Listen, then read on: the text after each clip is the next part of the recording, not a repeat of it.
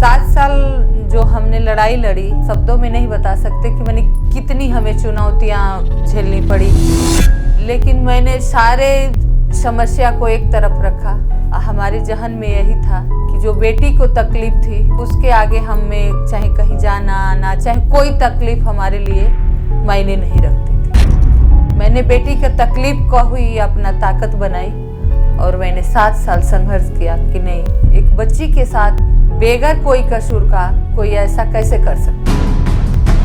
कभी शक हुआ, कभी लगा कोई शिकायत हुई सिस्टम से? परेशान जरूर मैं हो गई, क्योंकि बार बार खासकर फांसी पोस्टपोन होना। लेकिन मुझे विश्वास था कि अगर संविधान में, हमारे व्यवस्था में फांसी की सजा है तो निर्भया के साथ जो क्राइम हुआ है उससे खराब कुछ भी नहीं हो सकता। जज छुट्टी पर गए, वकील छुट्टी पर गए, लेकिन मैंने कभी कोई डेट मिस नहीं करी, चाहे बेशक मुझे खाली हाथों वापिस आना। क्या कभी लगता है कि अगर वो होती तो आज ये समाज कुछ अलग होता? अगर वो जिंदा होती तो हमारी जिंदगी या हमारी जो एक छोटी सी फैमिली थी बहुत अच्छी, क्योंकि आज हमारे घर में एक डॉक्टर होती। अब वो इस दुनिया में नहीं है, बेशक कभी उनको इंसाफ नहीं मिला, वो मुजरिम जिंदा है। फांसी को पोस्टपोन कराने के लिए एक साजिश के तरह 1 दिन पहले डालना, 2 घंटे पहले डालना, तो कहीं ना कहीं इसमें कानून की कमियां हैं जो एक समय बाउंड नहीं है। जब तक हम इनको सजा नहीं देंगे तब तक हम उम्मीद भी नहीं कर सकते कि नहीं, हमारी बच्चियां देश में सुरक्षित हो। आज आपको क्या महसूस हो रहा है? लग रहा है कि आप ये बाजी जीत गई? बाजी तो हम तब जीतेंगे, तब इंसाफ होगा जब वो 20 तारीख को लटक जाएंगे। कहते हैं justice delayed is justice denied. Nirbhaya rape case में जस्टिस डिले ही नहीं हुआ, बल्कि जस्टिस की इंतहा हो गई है। पूरे देश को झंझोड़ कर रख देने वाली इस वारदात ने सभी का दिल तोड़ दिया और अभी भी मिल रही है इस पर तो सिर्फ तारीख पर तारीख। आज इस पर बातचीत करने के लिए हमारे साथ मौजूद है निर्भया की मां आशा देवी जी। आशा देवी जी, बहुत बहुत स्वागत है आपका हमारा पंजाब केसरी नवोदय टाइम्स में। आशा देवी जी, आज फिर चौथी बार तारीख मिली है, क्या लग रहा है आपको? देखिए, ये जो चौथी बार तारीख मिली है तो अब मुझे पूरा विश्वास है कि ये फाइनल होगी, क्योंकि 3 बार जो फांसी पोस्टपोन हुई इसीलिए हुई कि नहीं, उनकी रेमडी बाकी है तो तीसरे की रेमडी बाकी है, दूसरे की बाकी है। पीछे जब फांसी पोस्टपोन हुई थी तो इसलिए हुई थी कि नहीं, पवन की मर्सी बाकी है, तो मर्सी कल खारिज हो गई। हम लोगों ने अपील किया था और आज उनका डेट वारंट जारी हो गया, तो फाइनली जो सरकारी रेमडी है वो ख़त्म हो गई है।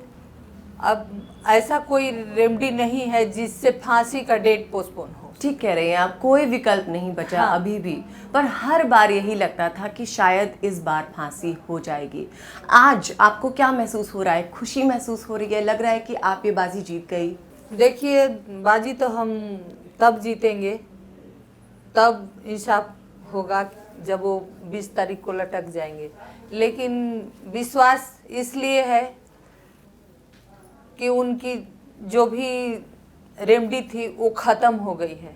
हर बार जब होता था तो कहीं ना कहीं में मन में रहता था कि जो उसका बाकी है तो 1 दिन पहले डालेगा वो। जी, तैयार थे आप इसके लिए? हाँ, हम तैयार रहते, क्योंकि पीछे भी जब डेट हुआ था तो हम उनको 15 दिन का टाइम दिया गया, तो हमें लगा कि चलो अगर इसके अंदर डाल देंगे तो होगा। लेकिन कहीं ना कहीं ये शंका थी कि वो 1 दिन पहले डालेंगे, क्योंकि बार बार ऐसा होता आ रहा था शुरू से। हाँ, लेकिन अब ऐसा, जैसे आज डेट वारंट जारी हुआ तो ये आश्वस्त थे कि अब तो कोई ऐसा रेमडी नहीं है जिसको डाल के वो कहेंगे कि नहीं, ये डेट वारंट मत जारी करिए।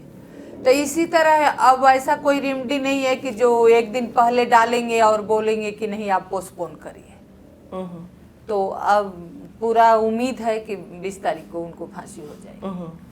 आशा जी, आपकी इस लड़ाई में आप बहुत मजबूत रही हैं। आपके इंतज़ार जो था इंसाफ पाने का वो बहुत ही लंबा रहा है। कैसे आप अपने आप को मजबूत रखा इस दौरान? देखिए, 7 साल जो हमने लड़ाई लड़ी तो हम आपको नहीं शब्दों में नहीं बता सकते कि मैंने कितनी हमें चुनौतियाँ झेलनी पड़ी, कितनी दिक्कतें हुई। लेकिन मैंने सारे समस्या को एक तरफ रखा। हमारे जहन में यही था कि जो बेटी को तकलीफ थी उससे उसके आगे हमें चाहे कहीं जाना आना, चाहे कोई तकलीफ हमारे लिए मायने नहीं रखती थी। मैंने बेटी का तकलीफ को ही अपना ताकत बनाई और मैंने 7 साल संघर्ष किया कि नहीं, अगर एक बच्ची के साथ बेगर कोई कसूर का कोई ऐसा कैसे कर सकता है। और हमने ये लड़ाई लड़ी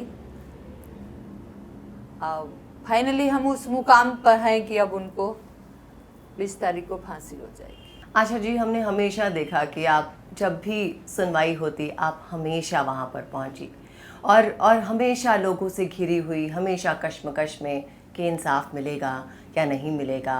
क्या कभी आपको सिस्टम पर कभी शक हुआ, कभी लगा, कोई शिकायत हुई सिस्टम से कि क्यों मुझे बार बार बुलाते हैं, क्यों एक बार में जो है फैसला नहीं हो जाता, कुछ हाँ, ऐसा होना चाहिए जो एक ही बार हो जाए? हुई, बार बार हुई, लेकिन कहीं ना कहीं मुझे विश्वास था। परेशान जरूर मैं हो गई क्योंकि बार बार खासकर फांसी पोस्टपोन होना ये समाज के लिए भी बहुत गलत संदेश जा रहा। बिल्कुल।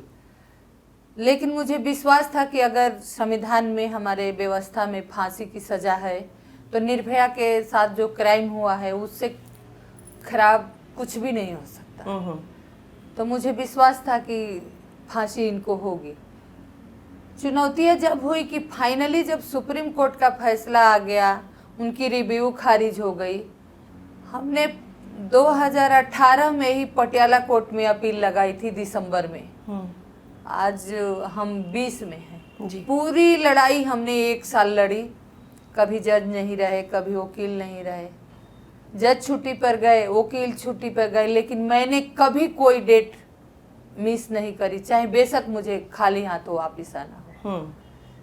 फाइनली जब इनका डेट वारंट जारी हो गया तब से असली लड़ाई शुरू हो गई। जैसे डेट वारंट जारी हुआ तैसे इन लोगों ने उसको चैलेंज कर दिया कि हमारी रेमडी बाकी है। स्टे तो नहीं लगा, लेकिन फांसी पहले बार पोस्टपोन हुई कि नहीं भी दूसरे की मर्जी बाकी है, दूसरे बार पोस्टपोन हुई कि तीसरे की बाकी है, तीसरे बार पोस्टपोन हुई कि नहीं चौथे की मर्जी बाकी है।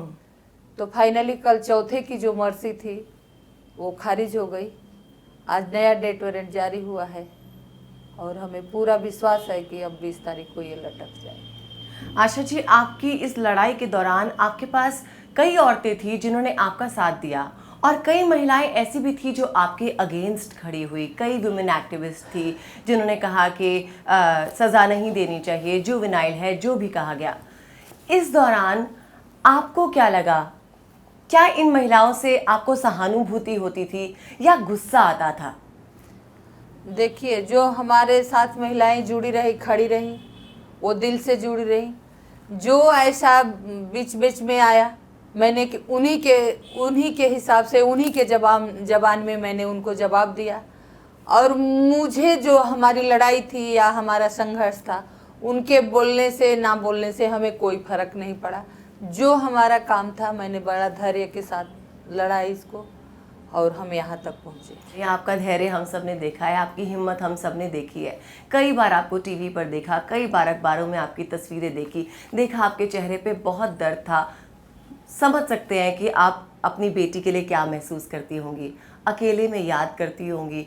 क्या कभी लगता है कि अगर वो होती तो आज ये समाज कुछ अलग होता, या इस लड़ाई से देश को कुछ मिला, देश की महिलाओं को कुछ मिला, हिम्मत मिली? क्या आपकी तरफ से इस देश को प्राप्त हुआ ये सब कुछ होने के बावजूद? देखिए, दोनों चीज़ें हैं। अगर वो जिंदा होती तो हमारी ज़िंदगी या हमारी जो एक छोटी सी फैमिली थी बहुत अच्छी होती, क्योंकि आज हमारे घर में एक डॉक्टर होती।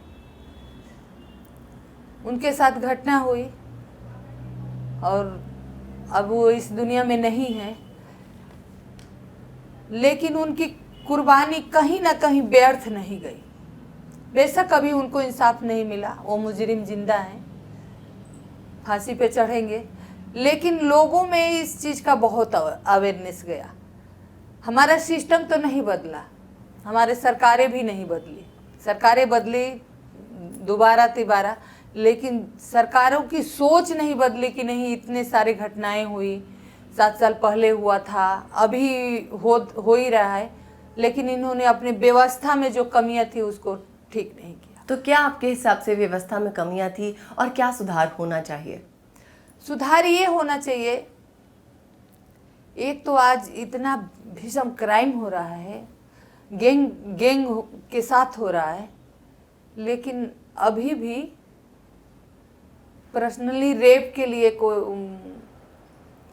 कोई सजा नहीं है कि नहीं गैंग रेप हो रहा है। पर कानून में अमेंडमेंट किया गया था, आपको लगता है उसका कोई मैसेज बाहर कल्प्रिट्स पर पहुंचा? जो ऐसे गलत काम करते हैं उनके दिमाग में कोई छाप छूटी, उससे कुछ डर फैला उसका?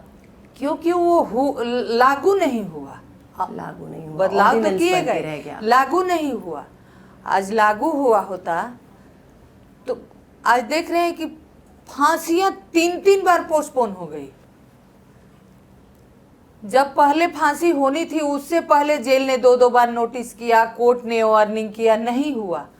तो कहीं ना कहीं जो इस फांसी को पोस्टपोन कराने के लिए एक साजिश के तरह 1 दिन पहले डालना, 2 घंटे पहले डालना, तो कहीं ना कहीं इसमें कानून की कमियां है जो एक समय बाउंड नहीं है, अनलिमिटेड टाइम है उनके पास। अब जैसे FIR का है कि नहीं 90 दिन में होगा, अब तो शायद उस निर्भया के केस के बाद 2 महीने का माने हो गया है, 60 दिन का। SLP का है कि 90 दिन का है, लेकिन फाइनली जब सुप्रीम कोर्ट से फैसला आ गया है उनके पास कोई बाउंड नहीं है, कोई उनके पास समय सीमा नहीं है कि वो कितने डालेंगे नहीं डालेंगे। कई बार कोर्ट ने यहाँ तक कह दिया कि हम इनको बाउंड नहीं कर सकते। तो यहाँ कमियां रही कानून में कि जिस मुजरिम को फांसी की सजा सुना दी गई है, अब उसके आगे कोई समय बाउंड नहीं है, खास करके उस केस में जैसे कि 1 से ज़्यादा है। 2012 में घटना हुई, 2018 में जेनुअल बनता है, 2013 में एक जेनुअल बना है। तो वो जेनुअल के हिसाब से अगर 1 से ज़्यादा एक केस में शामिल है मुजरिम तो उसको फांसी एक साथ होगी। लेकिन जेनुअल में ये नहीं है कि अगर 1 से ज़्यादा है तो वो एक साथ मर्सी करेगा या एक साथ दयाज का करेगा। जो आज वो जेनुअल के हिसाब से हमारे केस में ये इतना ड्रामा हुआ, इतने इसको गलत तरीके से हालांकि उसमें ये नहीं लिखा है कि आप 1 दिन पहले डालोगे, उसमें ये नहीं लिखा है, लेकिन उन्होंने उसके वे पे इस केस को इतना लंबा खींचा और 3-3 बार फांसियाँ पोस्टपोन हुई। लेकिन हम अब उम्मीद कर सकते हैं, क्योंकि अब ऐसा कोई सरकारी रेमेडी नहीं है जिसके वजह से फांसी की डेट पोस्टपोन हो सके। आशा जी, इस दौरान ऐसा कभी हुआ कि जो दोषी थे उनके परिवार वालों ने आपसे कांटेक्ट करने की कोशिश की हो या आपको कहा हो कि कोई समझौता कर लिया जाए? नहीं, परिवार वाले उनके मिलते हैं कोर्ट में, वो भी आते हैं, हम भी जाते हैं, वो दूसरे तरफ बैठे रहते हैं, हम दूसरे तरफ बैठे रहते हैं, लेकिन हमारी कभी बात नहीं हुई। मैं कभी चाहती भी नहीं हूँ कि बात हो, लेकिन उनके हमारे बीच कभी बात नहीं। इस केस को बहुत लाइमलाइट मिली, बहुत लोगों की नज़रों में आए, बहुत लोगों ने इसका समर्थन किया कि इसे यहाँ पर जस्टिस मिलना चाहिए। ऐसे केसेस जो सामने नहीं आ पाते, उनके लिए आप क्या संदेश देना चाहेंगी? देखिए, जो केसेस सामने नहीं आते हैं तो कहीं ना कहीं ये हम परिवार की कमियां होती है, परिवार में घटनाएं हो जाती हैं, हम डर से या शर्म से या किसी तरह अगर हम चुप हो गए तो यहाँ पे कहीं ना कहीं हम उस चीज़ को और बढ़ावा देते हैं। चलिए, एक बार हो गया, उनके साथ तो नहीं होगा, लेकिन वही आदमी फिर दूसरे के साथ करेगा।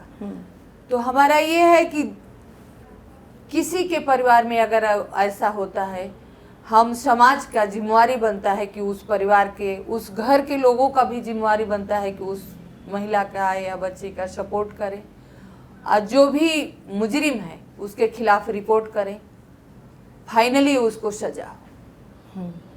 आपका हमारे देश के प्रधानमंत्री नरेंद्र मोदी से कुछ कहना है? क्या आप हमारे चीफ मिनिस्टर अरविंद केजरीवाल को कुछ कहना चाहेंगी? जी बिल्कुल कहना चाहेंगे कि जिस तरह से इन लोगों ने बहुत बड़े बड़े काम किए, इन्होंने भी दोबारा तीसरी बार मुख्यमंत्री बने हैं, हमारे प्रधानमंत्री जी दोबारा प्रधानमंत्री बने हैं, लेकिन मैं इतना ज़रूर कहूँगी कि जिस तरह से हमें इस केस में चुनौतियाँ मिली हैं, जिस तरह से ये फांसी बार बार पोस्टपोन हुई है, तो मैं यही रिक्वेस्ट करना चाहती हूँ अपने देश के बच्चियों के लिए, महिलाओं के लिए, कि जो भी ये कमियाँ हैं हमारी दोनों सरकारें मिलकर इसको ठीक करें, कि आगे आने वाले समय में एक समाज में संदेश जाए कि जो भी हर रोज़ क्राइम हो रहा है, छोटे छोटे बच्चियों के साथ हो रहा है, उनको इंसाफ मिले, एक समाज में संदेश जाए कि ऐसे क्राइम रुके। क्योंकि जब तक हम इनको सज़ा नहीं देंगे तब तक हम उम्मीद भी नहीं कर सकते कि नहीं हमारी बच्चियां देश में सुरक्षित होंगी। निर्भया की मजबूत माँ देश की बेटियों को क्या संदेश देना चाहेगी? मैं देश के बेटियों से यही कहना चाहती हूँ, क्योंकि अब हमारा समाज पढ़ लिख रहा है, खासकर हमारी बच्चियाँ बहुत मिचोर हैं। हम भी कहते हैं, हम भी सोचते हैं कि नहीं हमें सशक्त करना है, लेकिन कहीं ना कहीं एक कुदरती हमारे में हम खुद सशक्त पैदा होते हैं। क्योंकि जब हम पैदा होते हैं तभी हमारा नाम एक लड़की के नाम से जाना जाता कि लड़की है, तो वहीं से कहीं ना कहीं हम माँ बाप कमज़ोर करते हैं कि नहीं ये तो लड़की है, दूसरे घर जाना है, क्या पढ़ाना है। तो सबसे धर्म बनता है हम माँ बाप का कि हम अपने बच्चों में फ़र्क ना करें, बच्चियों को सशक्त करें। और बहुत ज़रूरी है कि जो हम डर छोटे पर से भरते हैं कि नहीं यहाँ मत जाओ कुछ हो जाएगा, वहाँ मत जाओ कुछ हो जाएगा, तो सबसे ज़रूरी है कि हम अपने बच्चियों के मन से डर निकालें। जिस तरह से हमने अपने बेटे को बोल्ड बनाते हैं, बड़ा आदमी बनेगा, नाम रोशन करेगा, तो हम भूल जाते हैं कि हमारी बेटियां भी किसी से कम नहीं हैं, वो भी हमारा नाम रोशन कर सकते हैं।